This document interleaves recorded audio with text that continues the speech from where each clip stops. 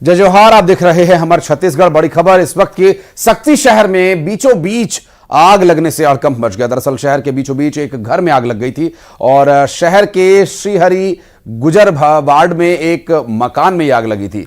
आग लगने से लाखों का नुकसान होने की आशंका है और आग लगने का कारण फिलहाल पता नहीं चल सका है।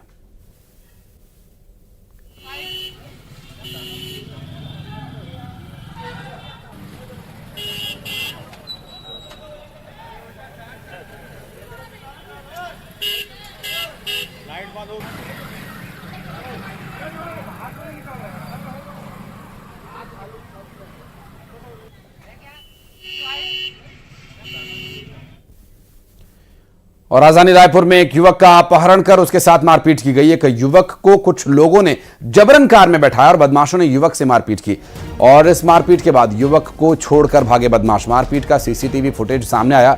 गुढ़ियारी नगर इलाके में यह मारपीट हुई थी।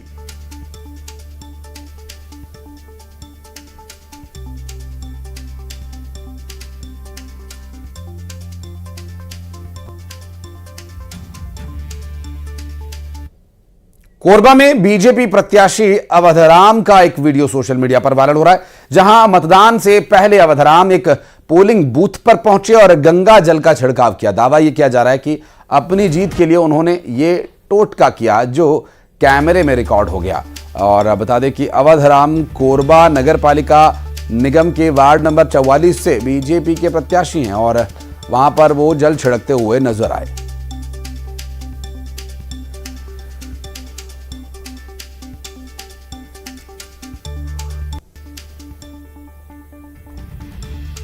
और रायपुर में चाइनीज मांझे से बुजुर्ग जख्मी हो गया। दरअसल स्कूटी से जा रहे बुजुर्ग के चेहरे पर चोट आ गई। रायपुर के एक्सप्रेस वे पर चाइनीज मांझे से हादसा हुआ। 61 साल के बुजुर्ग के चेहरे पर चोट आई है। रायपुर में चाइनीज मांझे से हुई यह तीसरी घटना है। इससे पहले बच्चे को अपनी जान गंवानी पड़ी थी। हाईकोर्ट ने संज्ञान लेकर कार्रवाई करने के निर्देश भी दिए थे, लेकिन कुछ नहीं हुआ।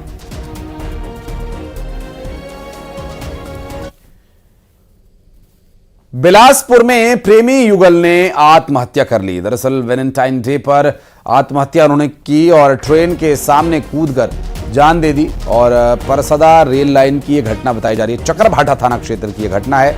मामले की जांच में फिलहाल पुलिस जुटी हुई है। आखिर ये युवाओं की क्या मनोस्थिति है, क्या मनोदशा है, जीवन में कुछ बेहतर करने के बजाय ये किन कामों में लगे हुए हैं, ये एक गंभीर चिंता का विषय है।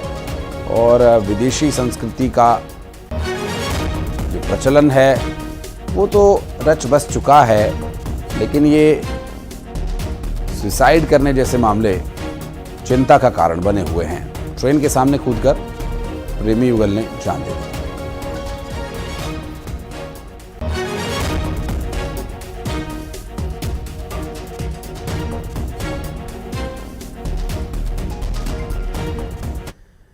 और सारंगगढ़ में फायरिंग से सनसनी फैल गई, जहां पर एक शख्स की गोली मारकर हत्या कर दी गई। आपको बता दें कि रानी सागर में ब्रेड की फैक्ट्री के पास इस वारदात को अंजाम दिया गया।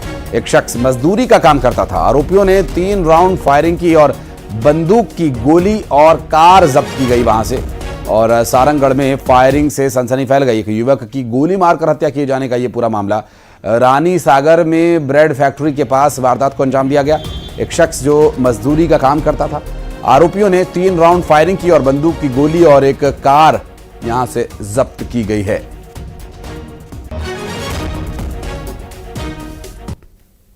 और बढ़ते आगे, रायपुर में आईटी की बड़ी कार्रवाई हुई, जहां आयकर विभाग की बड़ी कार्रवाई। 108 एम्बुलेंस कंपनी जय अंबे इमरजेंसी सर्विसेज ने 30 करोड़ रुपए के कर चोरी का खुलासा किया। और आयकर विभाग की टीम ने बुधवार को अवंती विहार स्थित 108 के ऑफिस के अलावा संचालकों के घर दबिश दी और कंपनी अपने कर्मचारियों के वेतन भत्तों में गड़बड़ी करती थी।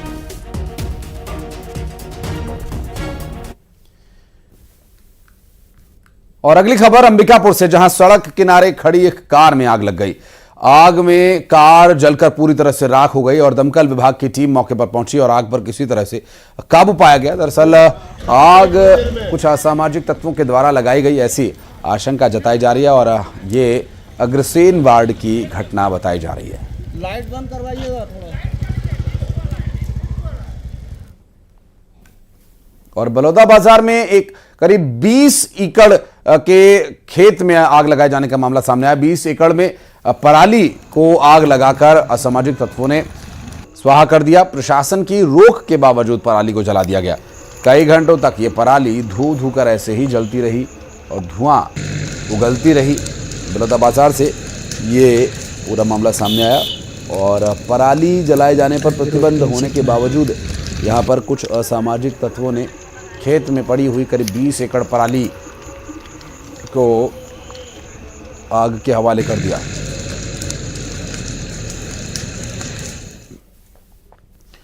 और छत्तीसगढ़ में कांग्रेस संगठन में बदलाव की चर्चा बहुत तेज हो चुकी है। पूर्व मुख्यमंत्री भूपेश बघेल को संगठन की अहम जिम्मेदारी मिल सकती है। कांग्रेस के राष्ट्रीय महासचिव बनाए जा सकते हैं पूर्व सीएम भूपेश बघेल। बीवी श्रीनिवास, कृष्णा अल्लावरू समेत कई नेताओं को अहम जिम्मेदारी मिल सकती है। छत्तीसगढ़ समेत कई राज्यों के पीसीसी चीफ बदले जाने की भी तैयारी है और छत्तीसगढ़ में बदलाव पर अब सभी की निगाहें टिकी हुई हैं। और आज दिल्ली में पूर्व मुख्यमंत्री भूपेश बघेल मौजूद हैं। बहरहाल देखना होगा कि क्या बदलाव किया जाता है, क्योंकि भूपेश बघेल दिल्ली गए हुए हैं। या सोनिया गांधी से मिलेंगे, राहुल गांधी से मिलेंगे, किससे मुलाकात होगी, क्या प्रयास होगा, ये देखने का विषय है। और न्यूज़ एडिटर अभिषेक शुक्ल हमारे साथ इस वक्त फोन लाइन पर मौजूद है। ममता भी हमारी सहयोगी इस वक्त हमारे साथ जुड़ गए फ्रेम में। लेकिन अभिषेक, इस वक्त भूपेश बघेल दिल्ली पहुंचे हुए हैं। नेतृत्व परिवर्तन की जो चर्चा चल रही है, संभावनाएं कितनी है कि ये जिम्मेदारी भूपेश बघेल को ही दे दी जाए? देखिए, कांग्रेस में एक परंपरा से भी रही है कि जो मुख्यमंत्री होते हैं, पूर्व मुख्यमंत्री, उनको कांग्रेस से महासचिव का पद देती रही है। इससे पहले भी आप अगर देखेंगे तो दिग्विजय सिंह हो, मोतीलाल वोरा हो, ये तमाम जो पूर्व मुख्यमंत्री थे, कांग्रेस इनको महासचिव बनाती रही है। अशोक गहलोत की बात कर ली जाए तो भूपेश बघेल की भी पूरी संभावना है कि महासचिव उनको बना दिया जाए, क्योंकि एक पूर्व मुख्यमंत्रियों को एक वरिष्ठता के आधार पर एक जगह कांग्रेस देती रही है। वैसे भी प्रदेश में इस वक्त बदलाव की बात चल रही है और माना जा रहा था लंबे समय से कि निगम इलेक्शन के बाद ये बदलाव यहाँ पर हो सकता है।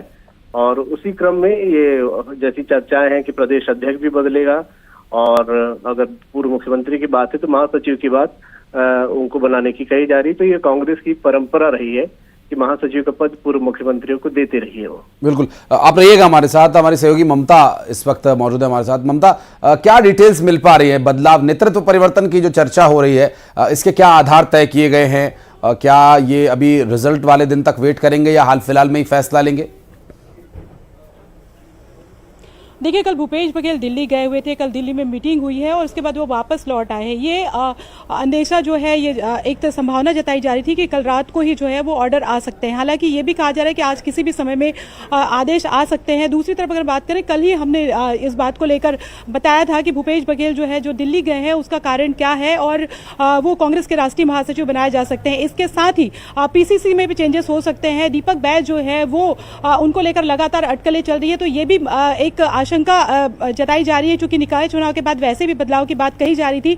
लेकिन जिस तरीके से टिकट बांटने के दौरान तमाम तरह की जो शिकायतें हुई और पार्टी के भीतर जो घमासान बचा हुआ है, उसके बाद ये कहा जा रहा है कि दिल्ली तक की भी शिकायत गई है पीसीसी की। और इस बात को लेकर भी ये एक संभावना जताई जा रही है कि हो सकता है जो है दीपक बैज को दूसरी जिम्मेदारी दी जाए, दीपक बैज हटाए जा सकते हैं और टीएस सिंहदेव जो है, उनका नाम पीसीसी अध्यक्ष के तौर पर दौड़ में सबसे आगे चल रहा है। उनके नाम को लेकर संभावना जो है वो काफी प्रबल बनी हुई है। लेकिन इसी बीच अगर हम बात करें तो और भी जो कई लीडर्स हैं, जैसे कि शिव डहरिया है, उनके नाम को लेकर भी चर्चा चल रही है। इसके साथ ही अभी अमरजीत भगत जो पूर्व मंत्री रहे हैं, उनसे बातचीत की गई तो उनका कहना था कि इस बात को ध्यान रखना चाहिए कि बीजेपी किस स्ट्रेटेजी पे चल रही है। जब उनसे पूछा गया कि टीएस सिंहदेव जो है, उनका नाम चल रहा है पीसीसी अध्यक्ष के लिए, तो उन्होंने कहा कि इस बात को ध्यान रखना चाहिए कि बीजेपी जिस स्ट्रेटेजी पे चल रही है, खासतौर पर आदिवासी नेतृत्व जो है वो दे रही है, तो अगर अगर उसका तोड़ पाना है तो आपको आदिवासी नेतृत्व ही लाना पड़ेगा। मुझे नहीं पता कि पीसीसी चीफ हटाए जा रहे हैं या नहीं हटाए जाए, अमरजीत भगत ने कहा,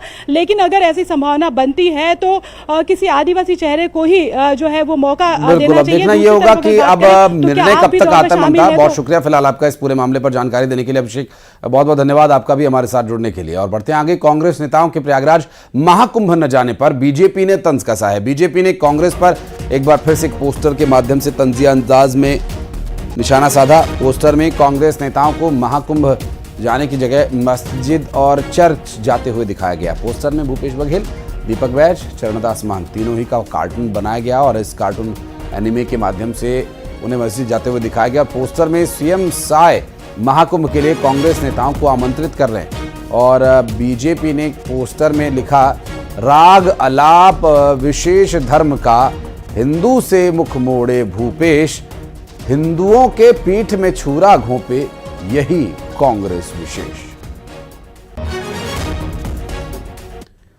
और खबर कांकेर से, जहां हिंदू संगठन ने जमगांव में होने वाले मसीही जागृति सभा का विरोध किया है। मसीही समाज द्वारा दिए गए आवेदन को प्रशासन की अनुमति नहीं मिली है और हिंदू संगठनों के कार्यकर्ताओं ने सभा स्थल के सामने बैठकर हनुमान चालीसा का पाठ किया। और कांकेर जिले के जमगांव पंचायत का यह मामला है।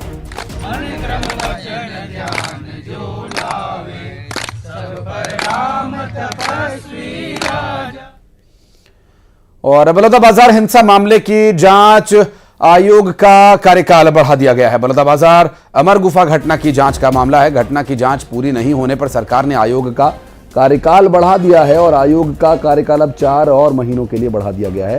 तो वहीं सरकार ने 12 जून 2025 तक आयोग का कार्यकाल बढ़ाया है। 12 फरवरी 2025 को आयोग का कार्यकाल खत्म हो रहा है।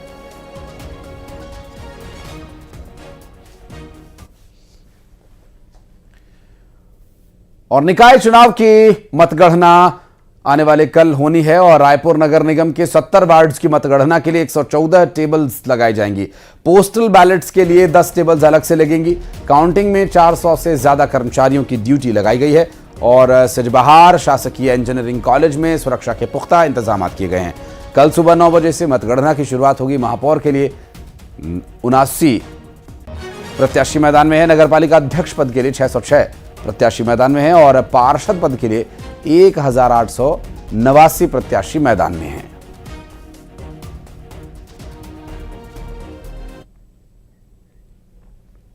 और डिप्टी सीएम अरुण साहब ने दावा यह किया कि निकाय चुनाव की ज्यादातर सीटों पर बीजेपी की जीत होगी। उन्होंने परिसीमन पर कांग्रेस के आरोपों को खारिज कर दिया। उन्होंने कहा कि कांग्रेस अपनी हार के बहाने मनाने की तैयारी कर रही है और हार के बाद वे ईवीएम पर हार का ठीकरा फोड़ने को तैयार हैं और उसकी तैयारी कर रहे हैं। हम उम्मीद करते हैं कि भारतीय जनता पार्टी अधिकांश नगरीय निकाय की सीटों पर जीतेगी और मैं प्रदेश के अनेक नगरीय निकायों में गया हूं, चाहे नामांकन रैली के लिए, कार्यकर्ता सम्मेलन के लिए और बाद में रोड शो और सभा में, तो जो उत्साह जनता के बीच दिखा, कार्यकर्ताओं में दिखा, इससे पूरी तरह से स्पष्ट है कि ये नगरीय निकाय चुनाव के परिणाम भारतीय जनता पार्टी के पक्ष में होंगे। इसलिए परिसीमन में किसी तरह की कोई गड़बड़ी नहीं हुई है। कांग्रेस पार्टी लगातार बहाने कर रही है, हार के बहाने ढूंढ रही है और सबको मालूम है कि ये ईवीएम पर ठीकरा फोड़ने की भूमिका बना चुके हैं, बना रहे हैं। और मुख्यमंत्री विष्णुदेव साय ने कहा कि बीजेपी को बंपर जीत मिलेगी। छत्तीसगढ़ की जनता का भरोसा है। 15 महीने में सरकार ने बहुत काम किया और कांग्रेस का जनता से मोहभंग, जनता का कांग्रेस से मोहभंग। सफलता मिलेगी, जैसे विधानसभा, लोकसभा और रायपुर दक्षिण के उपचुनाव में भी सफलता मिली है, वैसे ही सफलता नगरीय निकाय के चुनाव में भी मिलेगी। कहे कि 13 महीने में नगरीय निकाय क्षेत्रों में अच्छे काम हुए हैं, विकास के अच्छे काम हुए हैं और वैसे भी आज जनता का विश्वास भारतीय जनता पार्टी के प्रति बढ़ा है, हमारे देश के यशस्वी प्रधानमंत्री जी के प्रति बढ़ा है। और कांग्रेस को देख चुके हैं, हमेशा ये लोग बोलते हैं और करते कुछ हैं, अलग हैं। उनके कथनी और करनी में एक रूपता रहता नहीं है और ठगे गए हैं छत्तीसगढ़ की जनता। तो अब कांग्रेस पार्टी पर जनता का विश्वास नहीं। तो सबके अपने दावे हैं। प्रदेश के मुख्यमंत्री का भी ये कहना है कि ये जो चुनाव है ये भारतीय जनता पार्टी के पक्ष में है और इसका परिणाम भी भारतीय जनता पार्टी के पक्ष में ही आएगा, क्योंकि कांग्रेस को जनता नकार चुकी है। इनकी कथनी और करनी में अंतर है और कथनी और करनी का अंतर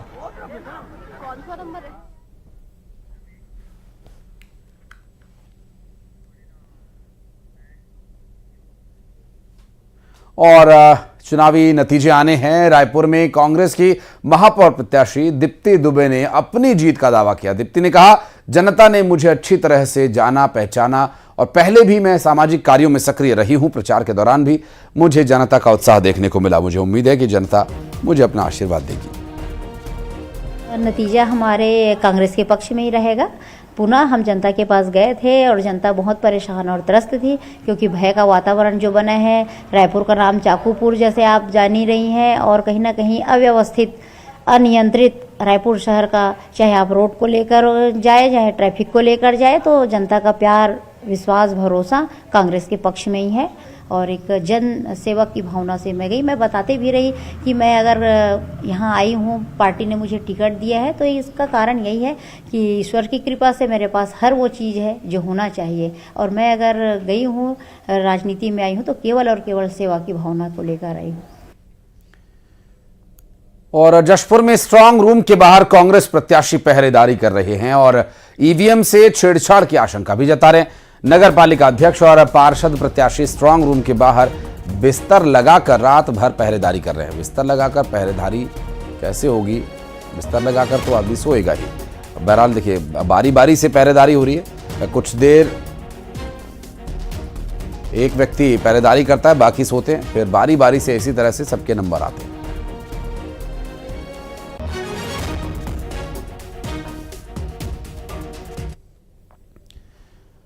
और अब टॉप 20 खबरें।